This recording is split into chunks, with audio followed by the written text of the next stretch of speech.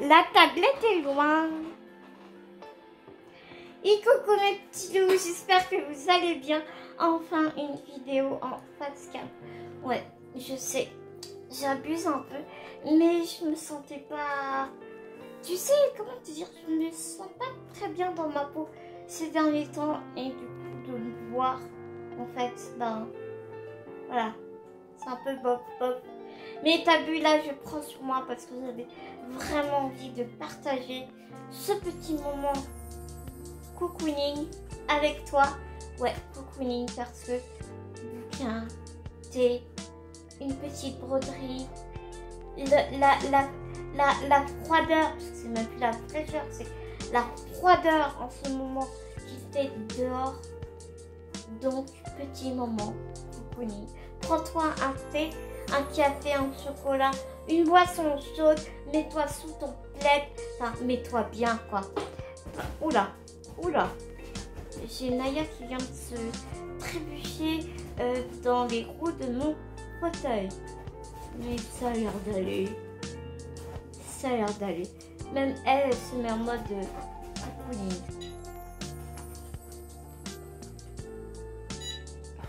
Je me suis un peu embrouillée dans la manette de mon fauteuil et tout va bien. Donc, intro interminable, j'en suis vraiment désolée. Je viens de recevoir un colis de la Bourse aux livres parce qu'il y avait plein de bouquins qui me faisaient tellement envie, mais ben, trop cher. Et moi, je t'avoue que j'adore les livres de poche, mais plus ça va, plus je trouve que dans le brochet, il y a un confort de lecture vraiment intéressant. Et comme maintenant, de plus en plus, je lis chez moi, avec mon coussin de lecture, ou sur ma table, enfin, tu vois, je peux poser le livre. Je prends plus les transports comme avant. Donc, ça me dérange pas d'avoir des gros livres dans ma bibliothèque. J'ai toute une bibliothèque de poche. Mais c'est vrai que maintenant, je me retourne vraiment dans les projets. Alors, tu vas vraiment voir qu'on est beaucoup dans l'imaginaire. Parce qu'il y a des auteurs et des titres, des sagas que j'ai vraiment envie de découvrir. Qui ne date pas d'hier, on est bien d'accord. Il y a beaucoup en parlent, mais je ne connaissais pas. Parce qu'avant moi, à part le thriller et les polars noirs, je connaissais pas le monde de la fantaisie. Et voilà, donc j'ai envie de découvrir. Premier bouquin, j'ai pris le tome 2. C'est l'édition France Loisirs. C'est la saga Puciel de Jacqueline Carré. C'est l'édition France Loisirs. Et regarde-moi ce livre tout fluffy. J'avais déjà le tome 1. Donc là, c'est le tome 2 que j'ai trouvé. Ils sont tous en super bon état. Regarde, le dos n'est absolument pas cassé. La couverture, il est tout neuf, le bouquin. Vraiment tout neuf. Donc, je me suis pris le tome 2 que j'ai trouvé. J'ai pas trouvé les autres. Mais c'est pas grave, j'irai les chiner ailleurs. Mais j'ai adoré ce livre parce que j'adorais le tome 1. Donc, j'avais envie de continuer ma saga. Comme là, c'est le tome 2, bien évidemment, je ne vais pas te faire l'affront de te lire le résumé du tome 2, bien évidemment. Donc, je vais te lire le résumé du tome 1. Tu sais que moi, les résumés, ça fait 36 000. Donc, je te lis le résumé, comme ça, au moins, ce sera clair.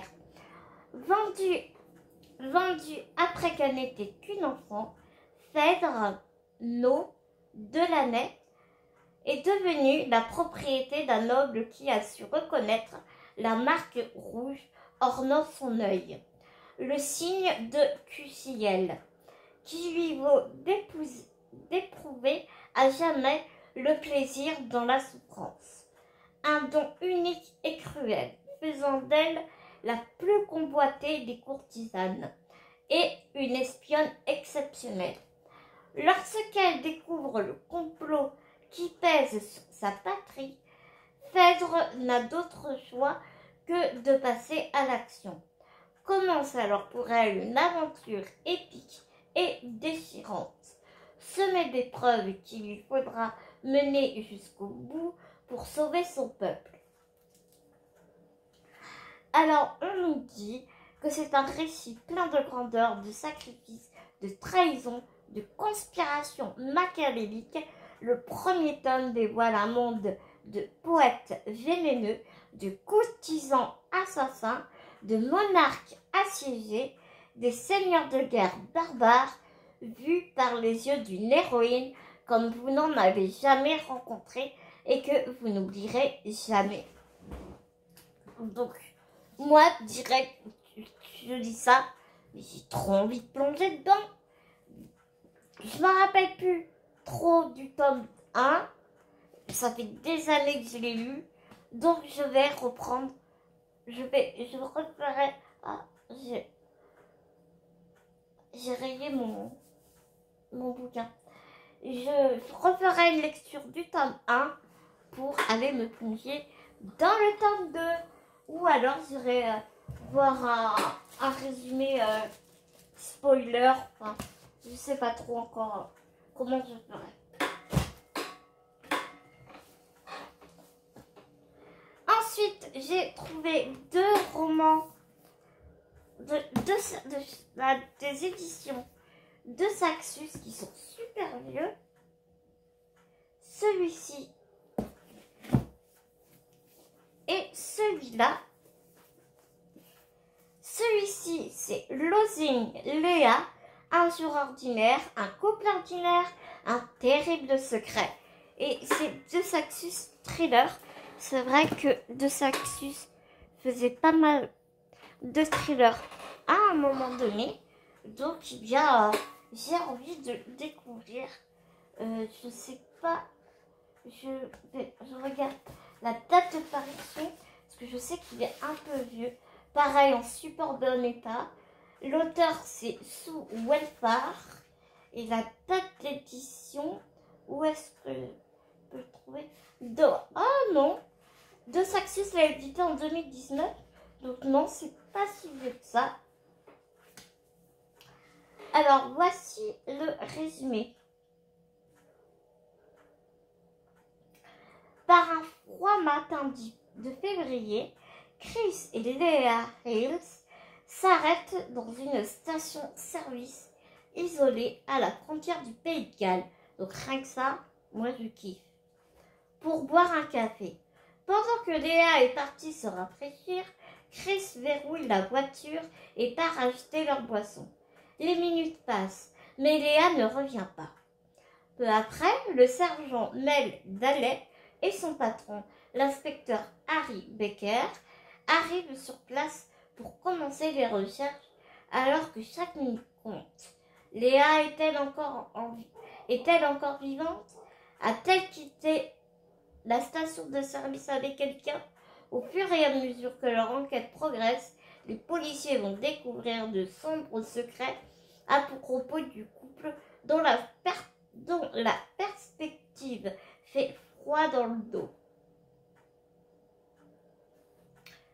Donc ce qui m'a aussi beaucoup plu, c'est que on nous dit Sue Welfare, auteur à succès dans la liste des best-sellers du Sunday Times et scénariste primé pour la BBC et Channel 4, nous livre ici un trailer glaçant dans la lignée de Gone Girl et La fille du train. Oh putain oui, La fille du train. Très bon trailer, La fille du train.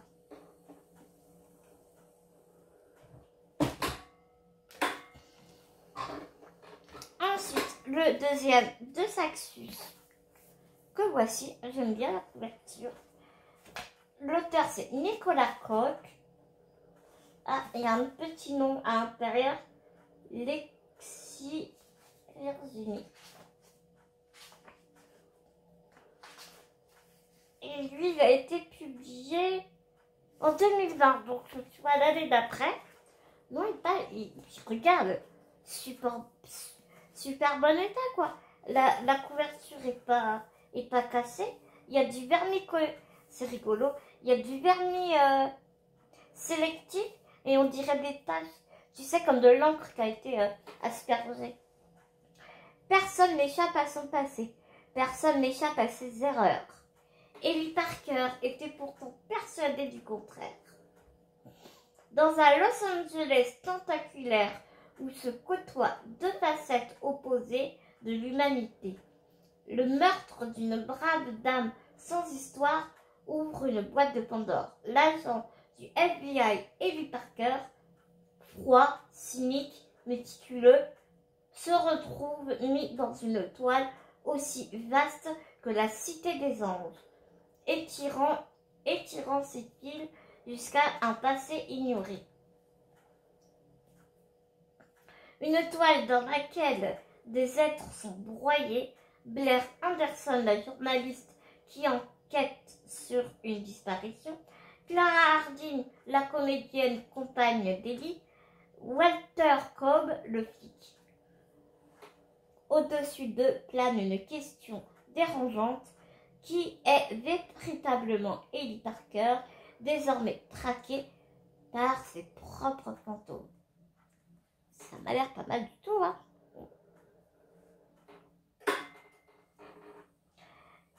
Et on nous dit que Nicolas Koch est un ancien archéologue reconverti dans l'édition de l'écriture depuis une dizaine d'années.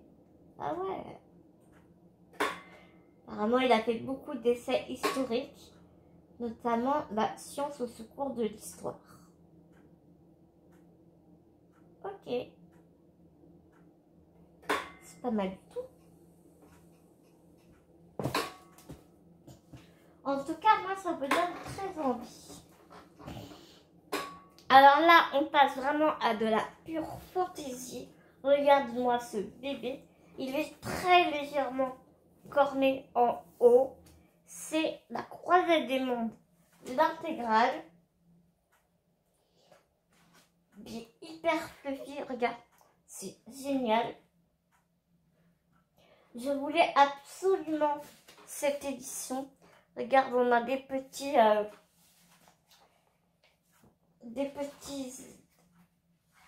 dessins au début des chapitres, des illustrations. Et donc, ça, c'est l'intégrale du tome 1, 2 et 3. À la croisée des mondes de Philippe Pullman.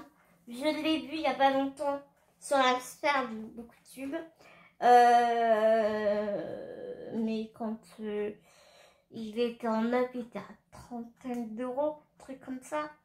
Donc quand tu vois que tous là les bouquins que je suis en train de te présenter, j'en ai eu pour un peu plus de 30 euros. Hein, tu vois, j'ai eu 7 bouquins pour l'achat d'un seul, quoi. À la croisée des mondes est une grande histoire en 3 parties qui entraîne ses lecteurs à travers 3 univers à la fois proches et différents d'une autre. Voici cette grande histoire animée d'un souffle puissant, d'un imaginaire éblouissant, un chef-d'œuvre à lire et à relire à tout âge. Donc il y a eu un film adapté à ce livre, mais apparemment, d'après ce qu'on dit, le film n'a rien à voir avec le bouquin. Donc il est vrai que ça m'intrigue vraiment beaucoup. Je te jure, tu peux tuer un homme mort avec ce livre. Il fait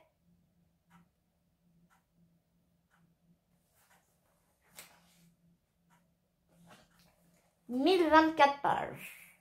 Voilà, voilà, voilà. En tout cas, il est magnifique. Il y a un relief quand tu le touches là.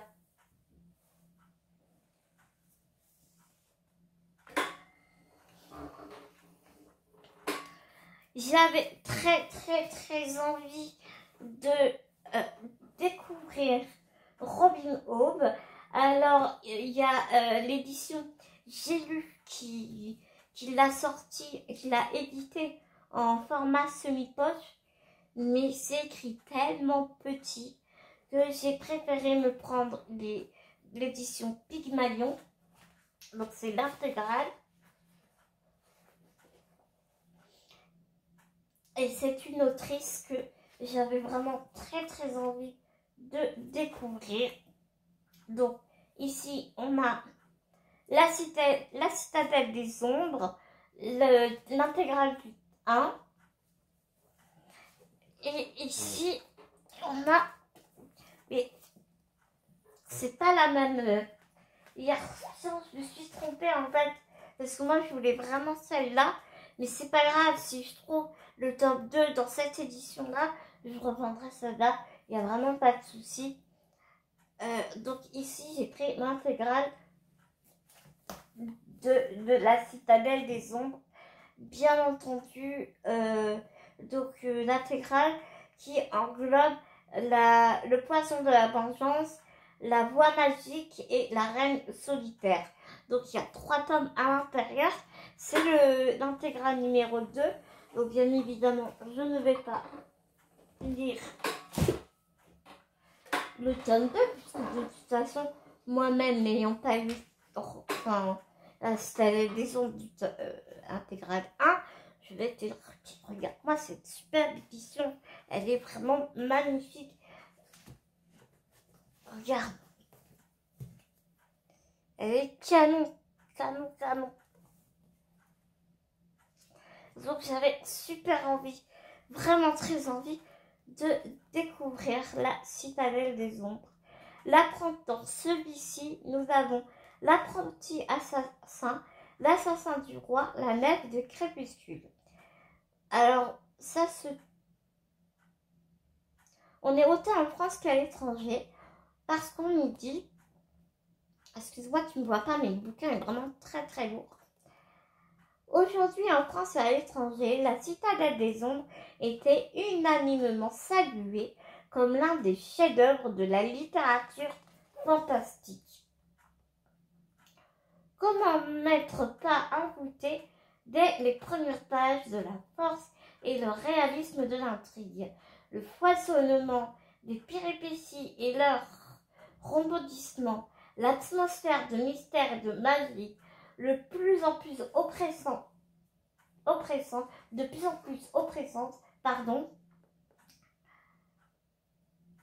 fur et à mesure que l'on s'enfonce dans l'action. Au royaume des 6 duchés, dans l'inquiétant décor d'une forteresse battue par les vents et les flots, Fitz, un jeune garçon issu d'une lignée royale. Fitz, ce prénom-là revient souvent dans le monde de la fantaisie. Un jeune garçon issu d'une lignée royale fait à la cour le rude apprentissage de la vie. Un maître d'écurie, étrange et bourru, lui prodigue conseils et affection.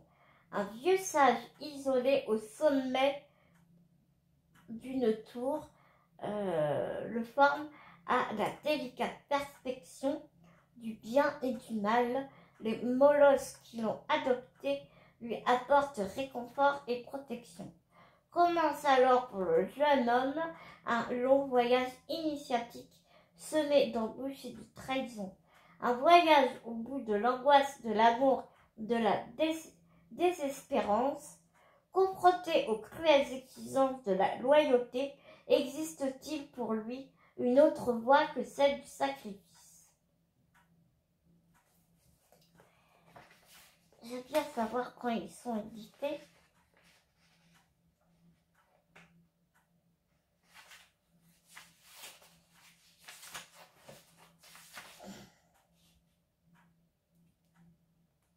Édité par Pygmalion en 2007 et réédité par Pygmalion en 2012.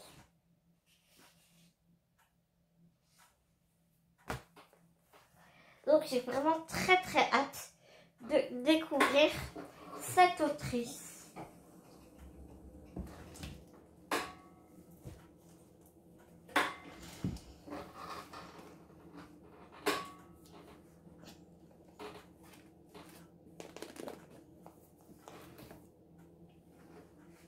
Et donc ensuite, nous avons la saga La Roue du Temps.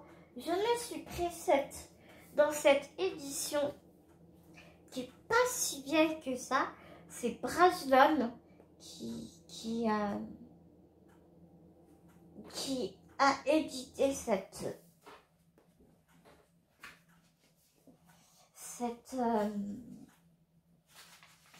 bouquin. Alors c'est lui qui est un peu plus c'est lui qui est un peu plus usé, j'ai envie de dire. Ça c'est rigolo parce que quand tu regardes le dos, t'as vu des pages, elles sont un peu jaunies et ici c'est tout blanc. C'est assez rigolo, je trouve. Mais sinon il est en super bon état. La tranche n'est pas cassée du tout. Enfin, il est super fluffy. Et ça, j'adore. Tu vois, il est hyper fluffy. Et je trouve que c'est super. J'aime pas quand les livres sont raides parce que j'ai toujours peur de casser les tranches et bah forcément, t'as du mal à l'ouvrir, donc t'as tendance à péter les tranches.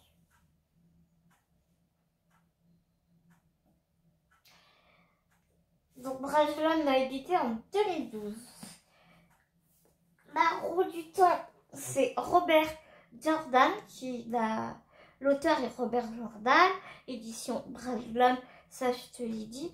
Il y a 14 tomes dans cette saga, plus de 14 tomes, j'ai vu ça.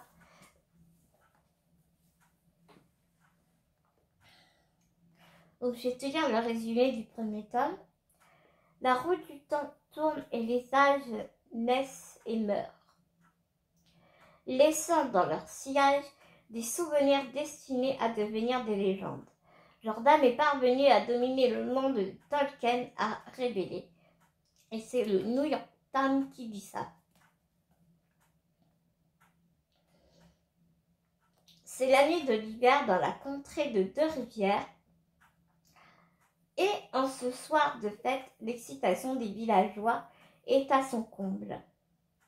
Arrivent alors 3 étrangers comme le jeune Ron et ses amis d'enfance, Matt et Perrin, n'en avaient jamais vu une dame noble et fascinante nommée Moiraine, son robuste compagnon et un trouvère. De quoi leur faire oublier ce cavalier sombre et sinistre aperçu dans les bois, dont la cape ne bougeait pas même en plein vent. Mais quand une horde de monstres sanguinaires déferle et met le village à feu et à sang, la mystérieuse Moiraine devine qu'il recherchait quelqu'un. Pour les 3 amis, l'heure est venue de partir, car la roue du temps interdit aux jeunes gens de flâner trop longtemps sur les routes du destin. Excuse-moi pour ma lecture un peu hachée, mais je commence à avoir du mal un peu à respirer, comme les bouquins que je te montre sont vraiment très longs. Alors ici, tu as tout un glossaire avec le nom des personnages et qui ils sont et tout. Aussi, tu es un peu perdu dans le livre, au cas où tu es perdu dans le livre. Et là, tu vois, c'est écrit, c'est super aéré, quoi. Et celui-ci, il fait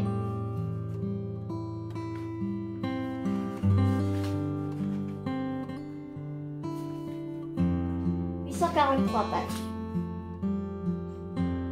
On a même des notes sur les dates, tout.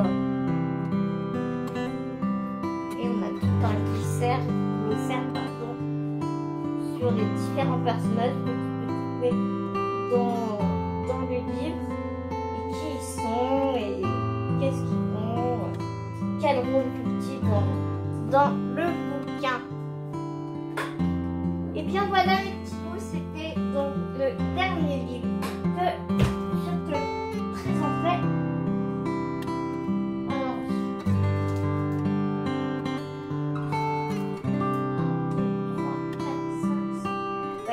J'ai eu quand même 7 belles pavasses pour un peu plus de 30 €, sachant qu'un bouquin fait 25 €.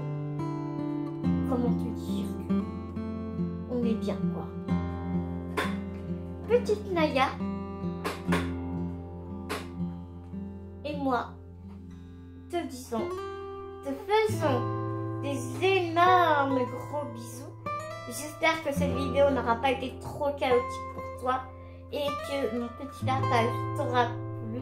Je te fais des énormes gros bisous d'amour et bien évidemment, en attendant une prochaine vidéo, prends soin de toi, prends soin des gens que tu aimes. N'oublie pas, c'est tellement important. Gros bisous.